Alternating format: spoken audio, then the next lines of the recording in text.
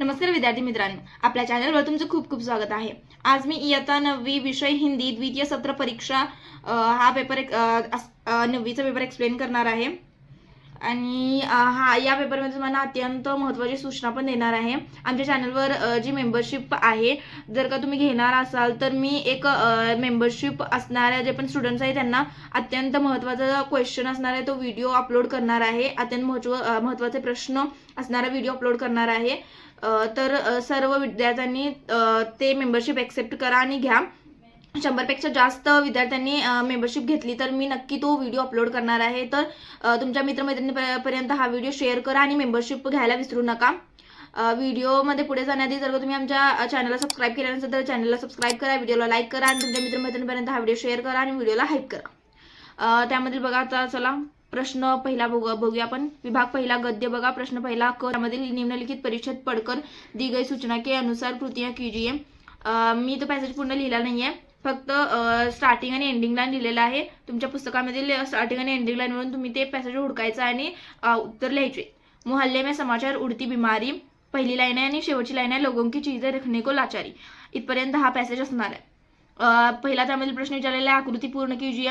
मोहल्ले के लोगों के द्वारा रेफ्रिजरेटर में रखे जाने वाली चीजें. इथे तुम्हाला उत्तर लिहायचे आहेत कोणकोणती येणार आहेत ती. आणि दुसरा दिलेला आहे बघा. त्यामधील आकृती पूर्ण कीजिए. त्यामधील पहिला प्रश्न विचारलेला आहे लेखक के शहर का नाम. त्यांचा शहराचं नाव काय आहे ते तुम्हाला लिहायचं आहे बॉक्समध्ये आणि उत्तरांना बॉक्स करायला विसरू नका, नसलं तर तुमचे मार्क्स कट होतात. दुसरा प्रश्न बॅनर्जी कोलकाता से यह लेकर आए. कोणकोणते वस्तू घेऊन आले ते इथे लिहायचं आहे तुम्हाला. तिसरा प्रश्न विचारलेला आहे शब्दसंपदा. त्यामधील पहिला दिलेला आहे निम्नलिखित शब्दों के समानार्थी शब्द लिखो. पहिला बघा मुसीबत आणि दुसरा दिलेला आहे बेबसी. यांचं तुम्हाला समानार्थी शब्द लिहायचे आहेत.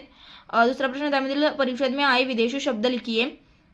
कोणकोणते आहेत ते कोणतेही दोन तुम्हाला इथे विदेशी शब्द लिहायचे आहेत जे बाहेर देशातून आपल्या इंडियामध्ये आलेले आहेत. चौथा प्रश्न त्यामधील बघा रेफ्रिजरेटर से होने वाले लाभ और हानी इस पर आपने विचार लिखो. सोमचा प्रश्न आहे व्यवस्थित अटेम्प्ट करा. 2 मार्कांसाठी सोमचा प्रश्न विचारलेला आहे, व्यवस्थित उत्तर लिहा. पुढील प्रश्न पाहूया. प्रश्न आ निम्नलिखित गद्यांश पढ़कर सूचनाओं के अनुसार कृतियां करो. त्यामध्ये पहिला प्रश्न विचारलेला बघा घटना के अनुसार उचित क्रम में लगाकर वाक्य फिर से लिखो. पहिला दिलेला बघा इस तरह 3 महीने बीत गए. दूसरा पर तब भी हेतु की पीठ मजबूत थी. श्रीमती दिन में 10-10 बार उसे नौकरी से बर्खास्त करती. बाबू राम गोपाल की खोज दूसरे के लिए शिथिल पड़ने लगी. इथे तुम्हाला 4 वाक्य दिलेले आहेत, तुम्हाला योग्य कालक्रमानुसार लिहायची ती वाक्य. दुसरा प्रश्न बघा आकृती पूर्ण करो. मुंडन की तैयारियां ऐसे होने लगी. इथे तुम्हाला लिहायचं आकृती पूर्ण करायची, उत्तर लिहायचं व्यवस्थित. त्यामधील दुसरा प्रश्न बेटे के वात्सल्य ने श्रीमती जी की आंखें यहाँ हटा दी. इथे तुम्हाला दिलेला आहे एक घी आणि तुम्हाला 2 उत्तर इथे लिहायचे. पुढील प्रश्न तिसरा बघा शब्दसंपदा. त्यामधील पहिला बघा गद्यांश में प्रयुक्त शब्दयुग्म चुनकर लिखो. म्हणजे असे शब्द ज्याच्यामध्ये मध्ये डॅश असतो असे शब्द जसे की धीरे धीरे असे असतात तसे शब्द इथे तुम्हाला लिहायचे. पुढील प्रश्न निम्नलिखित शब्दों के लिंग बदल कर लिखो.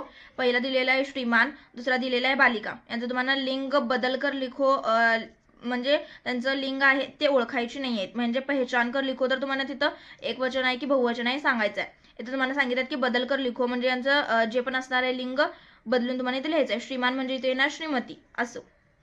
आणि चौथा प्रश्न बघा त्यामध्ये माँ से बढ़कर दुनिया में कोई नहीं इस पर आपने विचार लिखो. हे सोमचा प्रश्न आहे. इथं तुमचे व्यवस्थित विचार तुम्ही मांडून लिहायचा आहे. 2 मार्कांसाठी हा प्रश्न विचारलेला आहे. पुढील प्रश्न पाहूया.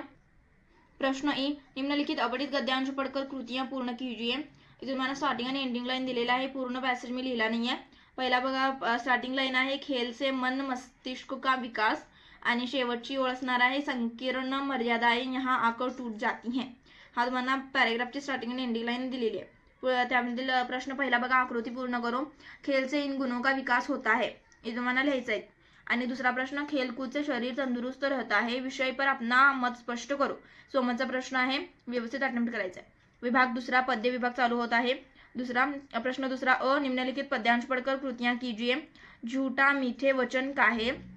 हे स्टार्टिंग लाईन आहे कवितेची आणि एंडिंग लाईन आहे कियो जो बिना विचारे. इथे तुम्हाला पॅसेज कळला असेल. व्यवस्थित तुम्ही पॅसेज हुडकायचा आहे तुमच्या पुस्तकात आणि त्याच्यावरून तुम्हाला प्रश्न सोडवायचे. पहिला बघा आकृती पूर्ण करून बिना सोचे काम करने के परिणाम. इथे तुम्हाला उत्तर त्याचं व्यवस्थितपणे लिहायचं आहे. पुढील प्रश्न पाहूया. शब्द संपदा, दूसरा प्रश्न शब्द संपदा, त्यामध्ये पहिला प्रश्न विचारलेला आहे निम्नलिखित शब्दों के अर्थ वाले शब्द पद्यांश से ढूंढकर लिखो. त्यामध्ये पहिला बघा उत्पन्न होना आणि दुसरा दिलेला आहे दौड़ते हैं. याचा तुम्हाला अर्थ दिलेला आहे आणि तुम्हाला त्या पॅसेजमधून योग्य शब्द हुडकून इथे लिहायचा आहे. त्यामध्ये दुसरा प्रश्न बघा पद्यांश में प्रयुक्त शब्दयुग्म लिखो. शब्दयुग्म येतो कोणतेही दोन तुम्हाला इथे लिहायचे आहेत. त्यामध्ये तिसरा प्रश्न बघा सरल अर्थ लिखो. पद्यांश की आरंभ की 6 पंक्तियों का सरल अर्थ 25 से 30 शब्दों में लिखो. त्यामधील प्रश्न आ वर आपण येऊया. निम्नलिखित पठित पद्यांश पढ़कर दी गई सूचना के अनुसार कृतियां करो.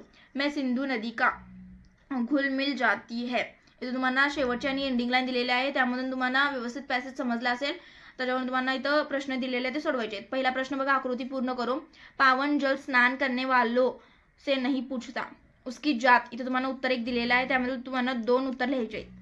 दुसरा प्रश्न बघा लहरे यह कार्य करती हैं. कोणकोणते कार्य करते ते तुम्हाला लिहायचे उत्तर. त्यामध्ये दुसरा प्रश्न बघा शब्द संपदा. निम्नलिखित शब्दों के पर्यायवाची शब्द लिखो.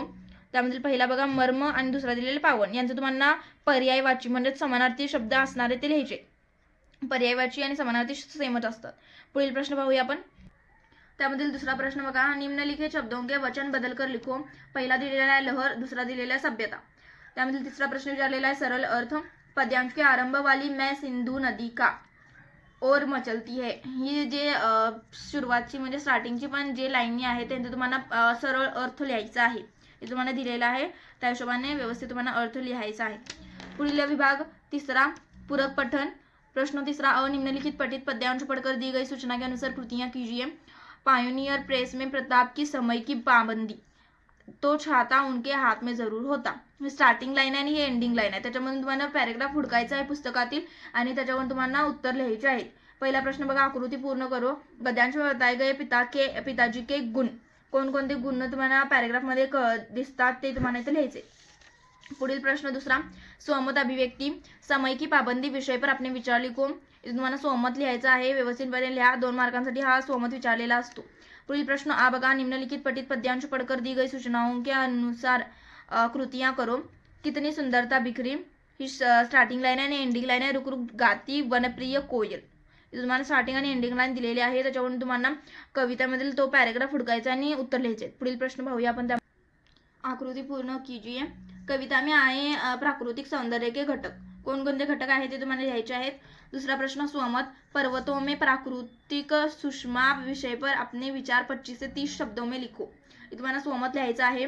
पुढील विभाग आपण पाहूया. विभाग चौथा भाषा अभ्यास म्हणजेच की व्याकरणचा विभाग. प्रश्न चौथा सूचनाओं के अनुसार कृतियां कीजिए. पहिला बघा अधरेखांकित शब्द का शब्दभेद पहचान कर लिखो. उसकी रेशम सी देह हाथों में झूल गई. हे तुम्हाला शब्दभेद ओळखून लिहायचा आहे. दूसरा प्रश्न विचारलेला आहे निम्नलिखित अवयवों में से किसी एक का अपने वाक्य में प्रयोग करें. पहिला दिलेला आहे इसलिए, दुसरा दिलेला आहे फौरन. इथे तुम्हाला 2 दिलेले अव्यय त्यामध्ये तुम्हाला कोणत्याही एका अव्ययाचं वाक्यामध्ये प्रयोग करून लिहायचा आहे. पुढील प्रश्न तिसरा कृती पूर्ण कीजिए. संधिभेद. संधी शब्द, संधी विच्छेद आणि संधिभेद. इथे तुम्हाला 2 कॉलम दिलेले आहेत.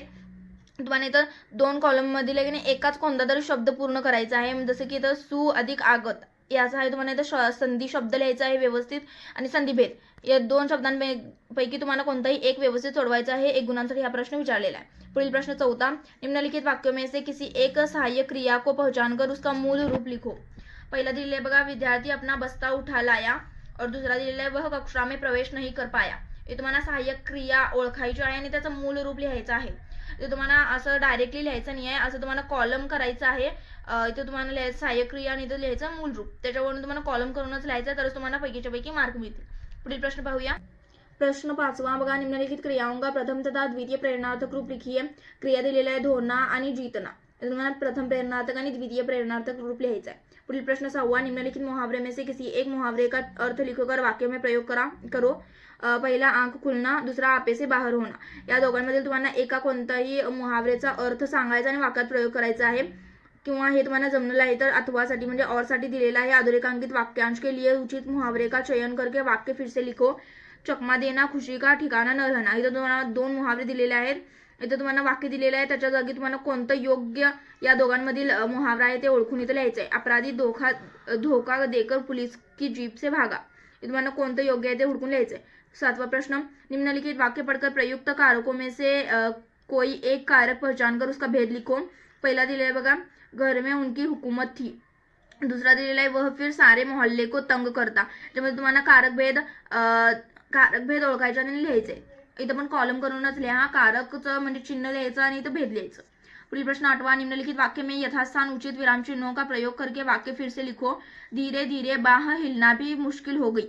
तुम्हाला विराम चिन्हांचा प्रयोग करायचा आणि वाक्य पूर्ण व्यवस्थित लिहायचं आहे। पुढील प्रश्न 9वां, निम्नलिखित वाक्यों में से किन्हीं 2 वाक्यों का कोष्टक में दी गई सूचना के अनुसार काल परिवर्तन करो। पहिला दिलेला आहे हमारे गांव में इसे बुरा मानेंगे। सामान्य वर्तमान काल यामध्ये तुम्हाला परिवर्तन करायचं आहे। मैं जल्दी लौट आता हूँ याचं तुम्हाला भविष्यकालमध्ये करायचं आहे। आणि मोनू का खाना पिना छूट गया याचं तुम्हाला पूर्ण भूतकाळमध्ये परिवर्तन करायचं आहे। कोणते तुम्हाला 2 सोडवायचे आहेत, एक और साठी विचारलेला आहे। पुढील प्रश्न आपण 10वा पाहूया। 10व्यामधील पहिला बघा, निम्नलिखित वाक्य का रचना के आधार पर भेद पहचान कर लिखिए। पुढील प्रश्न बघूया। वाक्य आहे हमारी स्वतंत्रता की भावना बड़ी पुनीत है। त्यामधील दुसरा प्रश्न विचारले बघा, निम्नलिखित वाक्यों में से किसी एक वाक्य का अर्थ के आधार पर दी गई सूचना के अनुसार परिवर्तन करो। पहिला विचारलेला आहे बघा, तुम्हें दीपक जलता हुआ रखना चाहिए था, त्याचा अज्ञार्थ वाक्यामध्ये परिवर्तन करायचं आहे। दुसरा दिलेला आहे बघा, कंपनी के पास लिखा लिखाया कुछ नहीं है, त्याचा प्रश्नार्थक वाक्यामध्ये तुम्हाला परिवर्तन करायचं आहे। 11वां प्रश्न, निम्नलिखित वाक्यों में से किन्हीं 2 वाक्य शुद्ध लिखिए। शुद्ध करून लिहायचं आहे। पहिला दिलेला आहे उसने कविता की एक पुस्तक खरीदी आणि दुसरा दिलेला आहे कल सारे दिन बारिश होती रही। तिसरा दिलेला आहे वह आखिर दिन शुभ आ पहुंचा। तुम्हाला शुद्ध करून वाक्य लिहायचे आहेत। शेवटचा विभाग बघा, 5वा विभाग उपयोजित लेखन। प्रश्न 5वा अ, त्यामधील पहिला पत्र लेखन, निम्नलिखित जानकारी के आधार पर पत्र लेखन करो। 13/3/05 नेहरू चौक अमरावती 44406 से अमिता भोसले अपने छोटे भाई अनिल को व्यायाम का महत्व समझाते हुए पत्र लिखती है। इथं तुम्हाला हे अटेम्प्ट करायचं किंवा हे अटेम्प्ट करायचं आहे। अथवा साठी विचारलेलं आहे बघा, और साठी दिव्य लोक सुभाष चौक तिलक नगर पुणे से साहिल देशपांडे पेड़ पौधों की अनियंत्रित रूप से कटाई के बारे में शिकायत करते हुए जलाधीश महोदय पुणे को पत्र लिखता है। तुम्हाला हे अटेम्प्ट करायचं किंवा हे अटेम्प्ट करायचं, दोघांपैकी कोणताही तुम्हाला एक अटेम्प्ट करायचा आहे। एकूण 5 गुणांसाठी हा प्रश्न विचारलेला आहे। दुसरा प्रश्न बघा, गद्य आकलन। निम्नलिखित गद्यांश पढ़कर ऐसे 4 प्रश्न तयार करो जिनके उत्तर एक वाक्य में हो। तुम्हाला स्टार्टिंग लाईन आणि एंडिंग लाईन मी दिलेले आहे, त्याच्यावरून तुम्हाला 4 प्रश्न तयार करायचे। पुढील प्रश्न पाहूया आपण। प्रश्न आ बघा, पहिला त्यामधील वृत्तांत लेखन। नूतन विद्यालय सातारा में मनाए गए शिक्षक दिन समारोह का वृत्तांत लिखिए। तुम्हाला वृत्तांत लेखन एक अटेम्प्ट करायचं आहे किंवा तुम्हाला कहानी लेखन अटेम्प्ट करायचं आहे। कहानी लेखन बघा, निम्नलिखित मुद्दों के आधार पर कहानी लिखकर उसे उचित शीर्षक दीजिए तथा सीख लिखिए। एक सुंदर वन, इंद्र का आगमन, वन का सौंदर्य देखना, सूखे पेड़ पर तोते को देखना, सवाल पूछना, तोते का जवाब, इंद्र का वरदान आणि इथं सीख। तुम्हाला इथं शीर्षक आणि सीख लिहायचे आहे। कहाणी लेखनमध्ये वृत्तांत लेखन किंवा कहाणी लेखन या दोघांमध्ये तुम्हाला एक अटेम्प्ट करायचा आहे। दुसरा बघा, त्यामधील विज्ञापन लेखन। निम्नलिखित जानकारी का ऊपर अच्छा विज्ञापन तयार करो। हे तुम्हाला दिलेलं आहे, त्याच्यावरून तुम्हाला विज्ञापन लेखन तयार करायचं आहे, जाहिरात लेखन। ई दिलेला हुआ प्रश्न, निबंध लेखन। निम्नलिखित विषयों में से किसी एक विषय पर लगभग 80 से 100 शब्दों में निबंध लिखिए। पहिला दिलेला बघा, मेरा गांव आणि दुसरा दिलेला आहे पुस्तकी आत्मकथा, तिसरा दिलेला आहे पेड़ लगाओ पृथ्वी बचाओ। या तिघांपैकी तुम्हाला कोणताही एका विषयावर निबंध लेखन करायचं आहे। एकूण 7 गुणांसाठी हा प्रश्न विचारलेला असतो। व्हिडिओ शेवटपर्यंत पाहण्यासाठी धन्यवाद। जर का तुम्ही व्हिडिओला लाईक केला नसेल तर व्हिडिओला लाईक करा, चॅनलला सबस्क्राईब करा, तुमच्या मित्रमैत्रिणींपर्यंत हा व्हिडिओ शेअर करा आणि व्हिडिओला हाईप करायला विसरू नका। आणि आमची मेंबरशिप घ्या, जेणेकरून तुम्हाला इम्पॉर्टंट क्वेश्चनची व्हिडिओ मिळेल आणि तुमच्या मित्रमैत्रिणींपर्यंत ही व्हिडिओ शेअर करा।